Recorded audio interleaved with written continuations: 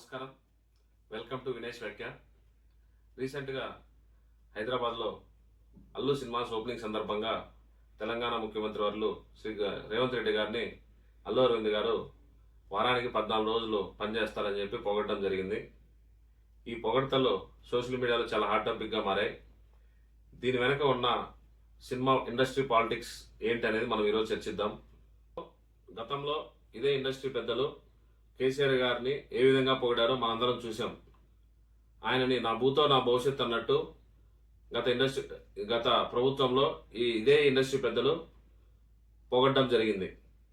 ఇది ఇలా అధికారం మారుతానే ఈ పొగడ్తలు వెనుకున్న అంతర్యం ఏమిటి? గౌరవమా లేక భయమా?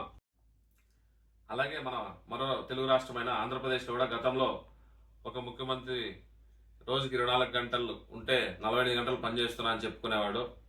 అప్పుడు కూడా ప్రజల్లో చాలా విపరీతంగా ట్రోల్స్ అయ్యారు మా ముఖ్యమంత్రి. అలాగే ఆయన శిష్యునిగా భావించే తెలంగాణ రాష్ట్ర ముఖ్యమంత్రి కూడా అదే విధంగా పనిచేస్తారని చెప్పి భావించి అరవింద్ గారు చెప్పారా? వారానికి 7 రోజులు అయితే 14 రోజులు అని మనకు తెలియదు. కానీ ఈ విషయం అయితే కొంచెం అతిగానే పొగిడినట్టు అనిపించింది.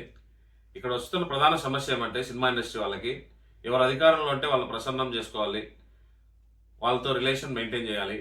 వాళ్ళు చేయకపోతే ఏ విధంగా మమ్మల్ని ఇబ్బంది పెడతారేమో ఆ ఒక్క ఇదితో వీళ్ళు ఎవరు అధికారంలో ఉంటే వాళ్ళని ఇలా అతిగా పొగుడుతూ ఉంటారు.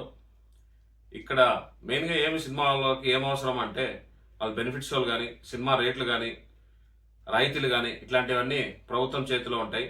కాబట్టి వాళ్ళతో మంచిగా రిలేషన్ మెయింటైన్ చేయడంలో ఎవరికి ఎటువంటి అభ్యంతరం లేదు.